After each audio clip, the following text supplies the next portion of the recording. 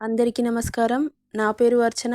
ఈరోజు కథ 'నా గుండె చప్పుడు నువ్వే' పార్ట్ 28. హర్ష ఆశయం ఏంటి అనేది మీడియాతో మాట్లాడిన తర్వాత మీడియా సమావేశం ముగుస్తుంది. హర్ష గుడ్ న్యూస్ విన్నాం కాబట్టి మన వాళ్ళందరికీ పార్టీ అరేంజ్ చేద్దాం అంటాడు రాజారావు గారు. హర్ష ఆలోచించి ఇప్పుడు కాదులే డాడ్, ఇంకెప్పుడైనా చూద్దాం. నేను బాంబే వెళ్ళడానికి టైం ఉంది కదా, వెళ్ళేటప్పటి వరకు ఇద్దాంలే అంటాడు. ఓకే, నీ ఇష్టం అంటాడు అప్సెట్గా రాజారావు గారు. హర్ష ఎవరి ఫీలింగ్స్ని పట్టించుకోడు కాబట్టి ఆయనకు పెద్ద ఫరక్ ఉండదు. హర్ష అలసిపోయి రూమ్కి వచ్చి ఫ్రెష్ అయి వస్తాడు. ఫుట్బాల్ ఫ్రెండ్స్ ఒక్కొక్కరు కాల్ చేసి విష్ చేస్తూ ఉంటారు. అందరితో మాట్లాడి కాల్ పెట్టేసిన తర్వాత హర్షకి అంతమంది విష్ చేసినా ఏదో వెలితిగా అనిపిస్తుంది తన మనసుకి. ఎందుకంటే మన అంజు పాప విష్ చేయలేదు కదా, అందుకనమాట. పాపం తనకి తెలీదు కదా. బాబు కాల్ చేసి చెబుతాడా అంటే, హా, ఈ బాబుకి ఈగో మామూలుగా ఉండదు కదా. ఎందుకు చెబుతాడు? అస్సలు చెప్పడు. అంజు చెయ్యి కూడా డ్యామేజ్ అయింది కదా అని సైలెంట్గా ఉంటాడు. లోపలికి వచ్చిన సుషి, అంజు ఏమైందే ఈ చేతికి గాయం అని అడుగుతుంది. అంజుకి ఏం చెప్పాలో అర్థం కావట్లేదు. ఫ్రూట్స్ కట్ చేస్తుంటే చిన్నగా కట్ అయింది అంటుంది. హర్ష ఏమైనా అన్నాడా? అంత కోపంలో వచ్చాడు. అసలు ఏమైంది? రెస్టారెంట్కి వెళ్ళావు కదా, హర్ష నీకెలా కలిశాడు అని ప్రశ్నల వర్షం కురిపిస్తుంది. రెస్టారెంట్ మన సైకో బాబు కొన్నాడే, అందరూ అప్పులు తీర్చేసి నాకు మాత్రం అలాగే ఉంచాడు అని చెబుతుంది. నన్ను కూడా తన పిఏగా సైన్ చేయించుకున్నాడు అని చెప్పగానే అప్పుడు వెలుగుతుంది సుషికి బల్బు. అంజు చెప్పిందంతా విని సుషికి ఒకటే అర్థమవుతుంది, ఇక జన్మలో అంజుని వదిలిపెట్టాడు అని. చిన్నప్పటి నుండి అంజు చాలా కష్టపడింది. హర్ష మంచోడే కానీ మొండోడు. అయినా హర్ష తన లైఫ్లోకి వస్తే తనకి కష్టాలు పోయి ఆ వెంకట్గాడి బాధలు తప్పి హ్యాపీగా ఉంటుంది. ఇలాగైనా అంజు జీవితం బాగుపడుతుంది, తన కష్టాలు కూడా తీరుతాయి. కానీ అంజు అతడిని చూస్తేనే అగ్గి మీద గుగ్గిలమవుతుంది. ఆ దేవుడే కలపాలి వీళ్ళిద్దరిని అని ఆలోచిస్తూ ఉండగా సుషి అని కదిపింది అంజలి. ఏంటే, ఎందుకు అంతలా ఆలోచిస్తున్నావు అంటుంది.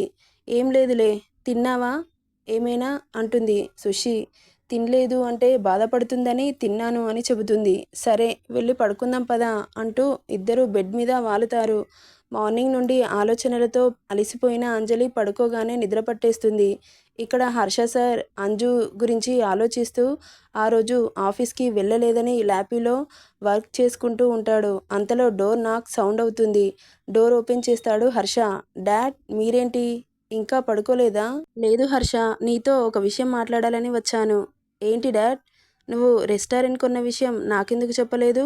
అన్ని డబ్బులు పెట్టి అక్కడ రెస్టారెంట్ కొనాల్సిన అవసరమేముంది?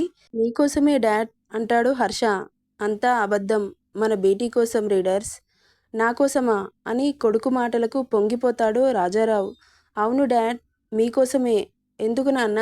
ఎందుకేంటి డాడ్? జూబ్లీహిల్స్లో మంచి సెంటర్ స్పాట్లో అలాంటి రెస్టారెంట్ దొరకడం అదృష్టం. మనకు దాని నుండి చాలా ఆదాయం వస్తుంది. ఎట్ ఏ టైం మన ఆఫీస్ విషయాలు, బోర్డ్ మెంబర్స్తో మీటింగ్స్, లంచ్ కూడా అక్కడే అరేంజ్ చేయొచ్చు కదా. బయట ఎక్కడో పెట్టాల్సిన కర్మ మనకేంటి అని దానివల్ల యూజెస్ చెబుతూ ఉంటాడు హర్ష. ఇంకో విషయం, నాకు కూడా ఇప్పటి నుండి స్పాన్సర్స్తో మీటింగ్స్ ఉంటాయి కదా అని చెబుతూ ఉంటే కొడుకు తెలివితేటలకు మెచ్చుకోలుగా చూస్తూ ఉంటాడు రాజారావు. అయినో నాన్న, నా కొడుకు ఏది చేసినా ఆలోచించే చేస్తాడు. అయినా మనం అందరికీ పార్టీ ఇద్దామని అనుకున్నాం కదా. అవును నాన్న, ఎప్పుడిద్దాం? ఎప్పుడు అనేది నేను టైం డిసైడ్ చేసి చెబుతాను కానీ పార్టీ మాత్రం మన రెస్టారెంట్లో గ్రాండ్గా అరేంజ్ చేద్దాం. ఓకే ఓకే నాన్న, నువ్వు ఏది చెబితే అది. ఇంకా పడుకోకుండా ఏం చేస్తున్నావు? ఈవినింగ్ ఆఫీస్కి రాలేదు కదా, కాస్త పెండింగ్లో ఉన్న వర్క్ కంప్లీట్ చేస్తున్నాను డాడ్. లేట్ నైట్ అయింది, పడుకో నాన్న, రేపు చేసుకోవచ్చులే. ఓకే డాడ్, ఇంకా కొంచెం ఉంది, అది కూడా అయిపోవచ్చింది, పడుకుంటాను. సరే నాన్న అని అక్కడి నుండి వెళ్ళిపోతాడు Rajarao. Harsha office work complete చేసి సిగార్ తీసి వెలిగించి బాల్కనీలోకి వచ్చి స్మోక్ చేస్తూ ఉంటాడు. ఒక్కసారిగా అంజు చేసిన పని గుర్తొచ్చి యూజ్లెస్ ఫెలో అని తిట్టుకుంటూ కాల్ చేద్దామని మొబైల్ చేతిలోకి తీసుకుంటాడు. టైం చూసి 12 అవుతుంది అని డిస్టర్బ్ చేయడం ఇష్టం లేక సిగార్ ఫినిష్ చేసి వెళ్ళి బెడ్ మీద వాలుతాడు. నెక్స్ట్ డే మార్నింగ్ అంజు కళ్ళు నలుపుకుంటూ లేస్తుంది వాష్రూమ్కి వెళ్ళడానికి. తన జుట్టుని చుట్టి పైకి టై చేసి తన కళ్ళు ఒక్కసారిగా పక్కన టేబుల్పై పడగానే అక్కడ ఒక బ్యాగ్ కనబడుతుంది. ఏంటిది అనుకుంటూ దగ్గరికి వెళ్ళి ఓపెన్ చేసి చూస్తుంది. అందులో న్యూస్ పేపర్ ఉంటుంది. లోపల ఇంకో కవర్ ఉండడంతో ఇదేంటి అని ఆ కవర్ని ఓపెన్ చేసి చూస్తుంది. టక్కున మెరుస్తాయి అంజు కళ్ళు. అందులో ఏముందంటే ఫుట్బాల్ యూనిఫామ్ ఉంటుంది. ఆ డ్రెస్ని చేతిలోకి తీసుకొని తడుముతూ వీటిని ఎవరు పంపించారు అని అనుకుంటూ, అయినా ఈ న్యూస్ పేపర్లో ఏముంది అని ఓపెన్ చేసి చూడగానే పైన ఫస్ట్ హెడ్లైన్ పెద్ద పెద్ద అక్షరాలతో the great business magnate Rajarao గారి కొడుకు హర్షవర్ధన్ రెడ్డి ఇంటర్నేషనల్ ఫుట్బాల్ టోర్నమెంట్కి సెలెక్ట్ అయ్యారు అని. దానిని చూసిన పాప కళ్ళు పెద్దవయ్యాయి. హర్ష ఫుట్బాల్ ఆడతాడా అని తనలో తనకే తెలియని ఎగ్జైట్మెంట్. తనకి మనసులోనే మనస్ఫూర్తిగా విషెస్ చెప్పుకుంటుంది అంజలి. ఆ బ్యాగ్లో తెల్లగా చిన్న స్లిప్ కనబడుతుంది. అదేంటని చేతిలోకి తీసుకొని ఓపెన్ చేయగానే I'm out side the hostel come out with wearing a football dress అని ఉంటుంది. ఆ మాటకు షాక్ అవుతుంది పాప. వెంటనే మొబైల్ చేతిలోకి తీసుకొని హర్షకి కాల్ చేస్తుంది. కానీ బాబు అస్సలు లిఫ్ట్ చేయడు. మళ్ళీ ట్రై చేస్తుంది, అయినా లిఫ్ట్ చేయడు. ఈయన గారు ఏది చెప్తే నేను అది చేయాలా? నేను అస్సలు వెళ్ళను, ఏం చేసుకుంటాడో చేసుకొని అని వాష్రూమ్కి వెళ్ళిపోతుంది మన అంజు బేబీ.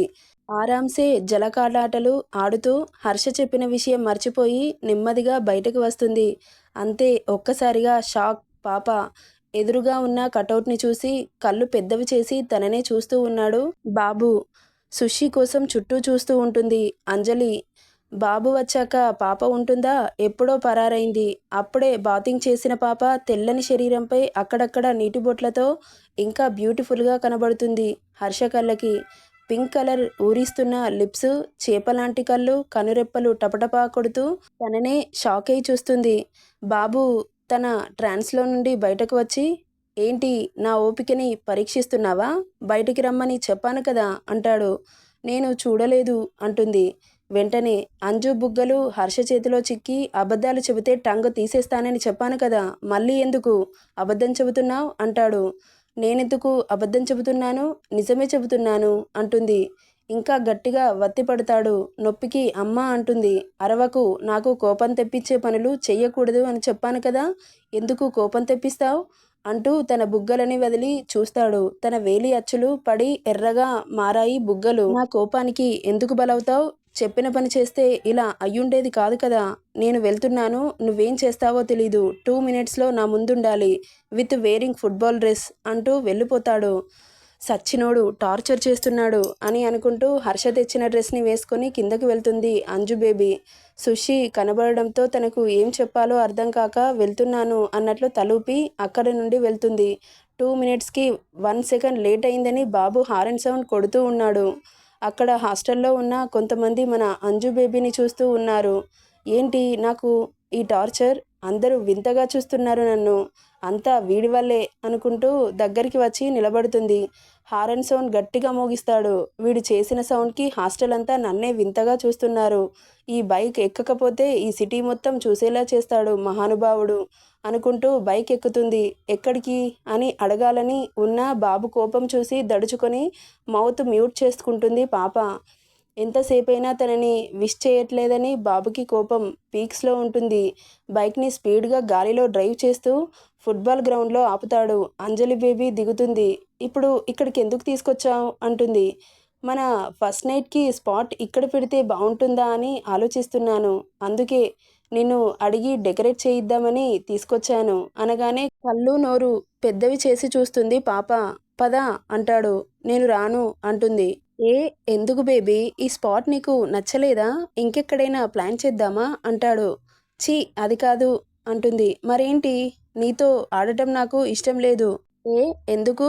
ఎక్కువసేపు నాతో ఉంటే నాకు పడిపోతానని భయమేస్తుందా పాప?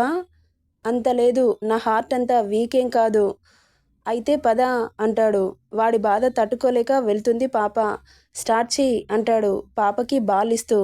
ఈ డ్రెస్లో చాలా సెక్సీగా ఉన్నావు అంటూ ఐవింగ్ చేస్తాడు. తను అలా అనగానే బాల్ తీసుకొని హర్ష మీదికి విసురుతుంది కోపంతో. బాబు ఆడటం స్టార్ట్ చేస్తాడు. నాకు ఆడటం రాదు, నువ్వొక్కడివే ఆడు అంటుంది. ఆడేవాడల్లా బాల్ మీద ఫూట్ పెట్టి, ఇప్పుడు నువ్వు ఆడలేదనుకో నేను చెప్పింది నిజం చేసేస్తాను అని కన్నింగ్ లుక్ విసురుతాడు. దెబ్బకు ఆట స్టార్ట్ చేస్తుంది పాప. చాలా రోజులు అవడంతో అలవాటు తప్పినట్లు అవుతుంది అంజలికి. ఆటలో ఉన్న లోపాలు కనిపెడుతూ తనని బాగా ఆడించాలని గైడ్ చేస్తూ నేర్పిస్తున్నాడు బాబు. అంజలి ఆటలో పడి ఇక్కడికి వచ్చినప్పటి నుండి పడ్డ స్ట్రెస్ అంతా తీరిపోతుంది తనకి. హర్ష మాత్రం అంజు బేబీని అబ్జర్వ్ చేస్తూ ఉంటాడు. తను వచ్చినప్పటి నుండి ఏనాడు సంతోషంగా ఉన్నది చూడలేదు. కానీ తను అలా హ్యాపీగా ఆటలో లీనమై ఆడుతూ ఉంటే కళ్ళు పక్కకు తిప్పకుండా తననే చూస్తూ సైట్ కొడుతున్నాడు సైకో బాబు. అలవాటు తప్పిన అంజుకి కొంతసేపటికి ఆయాసం రావడం స్టార్ట్ అవుతుంది. మళ్ళీ ఇక్కడికి వచ్చినప్పటి నుండి టెన్షన్స్తో సరిగా ఫుడ్ని కూడా తీసుకోలేదు కాబట్టి కాస్త అలసట కూడా అనిపిస్తుంది. తనని చూస్తున్న హర్షకి అర్థమై తనని అమాంతం లిఫ్ట్ చేస్తాడు. హర్ష అలా ఎత్తుకోగానే గాలిలో తేలుతున్నట్లు హాయిగా అనిపిస్తుంది అంజలికి. తన ప్రేమను పొందుతున్న పాప తన ట్రాన్స్లో ఉండి ఆటోమేటిక్గా కళ్ళు మూసేస్తుంది. హర్ష అంజు అలా కళ్ళు మూయడం చూసి చిన్నగా సైడ్ స్మైల్తో దింపకుండా అలాగే పట్టుకొని నిలబడతాడు. ట్రాన్స్లో నుండి బయటకు వచ్చి కళ్ళు తెరిచి చూస్తుంది అంజు. ఇంకా తన చేతిలోనే ఉండడం చూసి, నన్ను ఎందుకు ఎత్తుకున్నావు? నాకేమైనా కాళ్ళు లేవా? నేను నడవగలను అంటుంది. అవునా? అయితే సరే అని అలాగే వదిలిపెడతాడు. దెబ్బకు నడుం పట్టేస్తుంది పాపకు. అబ్బా సచ్చినోడా, ఎందుకెత్తేసావురా నన్ను? నడుం పట్టేసింది అంటూ నడుం మీద చేతిని పెట్టుకొని తననే గుర్రుగా చూస్తుంది అంజలి. మరి ఎందుకే? నా దగ్గర మౌత్ రేస్ చేయకు అని చెప్పాను కదా, ఎందుకు రేస్ చేస్తున్నావు? నా కోపానికి ఎందుకు బలవుతావు అంటాడు. అయితే మాత్రం ఇలా ఎత్తేస్తావా? నడుం విరిగిపోతే? విరిగిపోతే విరిగిపోని, నాకు అడ్వాంటేజ్ దొరుకుతుంది కదా. నడుము విరిగిపోతే ఎక్కడికి వెళ్ళలేవు కదా. ఏం చక్కా నిన్ను నా దగ్గరే ఉంచుకోవచ్చు అంటాడు. వామ్మో, నువ్వేంట్రా మరి ఇంత సైకోలా మాట్లాడుతున్నావు? ఇంకేమైనా అంటే నన్ను చంపేసి నా శరీరాన్ని నీ దగ్గర ఉంచుకుంటానంటావు కావచ్చు. అందుకే నాతో ఎక్కువ మాట్లాడకూడదు అంటూ తన రెక్కను పట్టుకొని పక్కన ఉన్న మెట్లపై కూర్చోబెట్టి తన చేతిలో ఎనర్జీ డ్రింక్ పెడతాడు. పాప హెయిర్ నుండి స్వెట్ కారుతూ తన ఫేస్ పైన పడుతూ ఉంటే నాప్కిన్తో తుడుస్తాడు హర్ష. దీనికే ఇలా అయిపోతే ఎలా బేబీ? నువ్వు నీ గోల్ రీచ్ అవ్వాలని లేదా అంటాడు. ఏంటి అన్నట్లు క్వశ్చన్ మార్క్ ఫేస్ పెట్టి చూస్తుంది. ఏంటి అలా చూస్తున్నావు? నేను అనేది అర్థం కాలేదా? లేదు అన్నట్లు తల అడ్డంగా ఊపుతుంది. తెలుగేగా మాట్లాడింది, నీకు రాని భాషలో చెప్పానా అంటాడు. అతను ఏమన్నాడో మళ్ళీ రీల్ వేసుకుంటుంది పాప. తన గోల్ రీచ్ అవ్వాలని లేదా అన్నాడు అని అనుకోగానే, నాకు ఎలాంటి గోల్స్ లేవు, నాకు ఉన్నది ఒకటే, నా ఫ్యామిలీ అంటుంది సీరియస్గా. ఎప్పుడు చూడు ఆ చెత్తని ఎందుకు తెస్తావు? ఇప్పటి వరకు అన్ని టెన్షన్స్ మర్చిపోయి హ్యాపీగా ఆడావు కదా అనగానే చుర్రున చూస్తుంది. ఇంకొకసారి నా ఫ్యామిలీని చెత్త అంటే మాత్రం ఊరుకునేది లేదు అని అంటూ తన మీదకి వెళ్తుంది అంజు. ఊరుకోక ఏం చేస్తావే అంటూ దగ్గరికి వస్తాడు హర్ష. నా ఇష్టం వచ్చింది చేస్తాను, నీ ఇష్టమేంటి? నీకు చెప్పాల్సిన అవసరం నాకు లేదు అంటుంది. తన చేతిని గట్టిగా పట్టుకొని దగ్గరికి లాగి, నాకే చెప్పాలి, నన్ను కాదని ఊపిరి కూడా పీల్చుకోలేవు నువ్వు అని. ఫస్ట్ అయితే ఇది తాగు అంటాడు డ్రింక్ని చేతిలో పెడుతూ. నాకొద్దు, నన్ను తీసుకెళ్ళి హాస్టల్ దగ్గర దింపేయ్ అంటుంది. నోరు మూసుకొని తాగు, చెప్పాను కదా ఎక్కువ చేస్తే మన స్పాట్ ఇక్కడే అరేంజ్ చేస్తాను అని అంటాడు సీరియస్ టోన్తో. అమ్మో, వీడు చేసినా చేస్తాడు అని అనుకుంటూ డ్రింక్ని గటగటా తాగేస్తుంది పాప. హర్ష అంజుని చూస్తూ తన లిప్స్కి అంటిన డ్రింక్ పెదవులపై మెరుస్తూ ఉంటే దానిని చూస్తూ దగ్గరికి వచ్చి నాలుకతో లిక్ చేస్తాడు. ఆ స్పర్శకు కళ్ళు మూసుకుంటుంది అంజు. తన నడుం పట్టుకొని దగ్గరగా అదుముకుంటుంటే హర్ష చెస్టుకి రెండు చేతులు అడ్డం పెడుతుంది అంజలి. అంజు చేతులని వెనుకకు లాక్ చేసి తన పెదవులని హర్ష పెదవులతో ముడివేస్తాడు. ఇప్పటి వరకు తాగిన డ్రింక్ మొత్తం తన నోటి నుండి స్వీట్గా ఉన్న డ్రింక్ తన పెదవులు తాకి ఇంకా స్వీట్గా మారడంతో తన నోట్లోకి జుర్రుకుంటూ ఉంటాడు. అంజు గొంతు తడి ఆరిపోతుంది, శ్వాసకి ఇబ్బంది పడుతుంది అనగా వదిలిపెడతాడు. అంజలి తనతో ఆర్గ్యూ చేయడం ఇష్టం లేక తన మీద తనకే కోపం వస్తుంటే హర్షకి చెప్పకుండా బయటకు వచ్చేస్తుంది పాప. వస్తున్న అంజుని చెయ్యి పట్టుకొని, ఏంటి చెప్పా పెట్టకుండా ఎక్కడికి వెళ్తున్నావు అంటాడు. హాస్టల్కి అంటుంది. ఎలా వెళ్తావు? నడుచుకుంటూ వెళ్తాను అంటుంది. నేను తీసుకొచ్చాను కదా, నేనే దింపుతాను. నేను వెళ్ళమని చెప్పానా? నా పర్మిషన్ లేకుండా ఎందుకు వెళ్తున్నావు? ఎక్కువ ఓవర్ యాక్షన్ చేయకుండా నోరు మూసుకొని కూర్చో అని చెప్పి అక్కడి నుండి బయలుదేరుతారు హాస్టల్కి. నెక్స్ట్ ఏం జరుగుతుందో నెక్స్ట్ పార్ట్లో చూద్దాం. ఈ స్టోరీ నచ్చితే లైక్ చేయండి, షేర్ చేయండి, సబ్స్క్రైబ్ చేసుకోండి friends. Thank you for listening.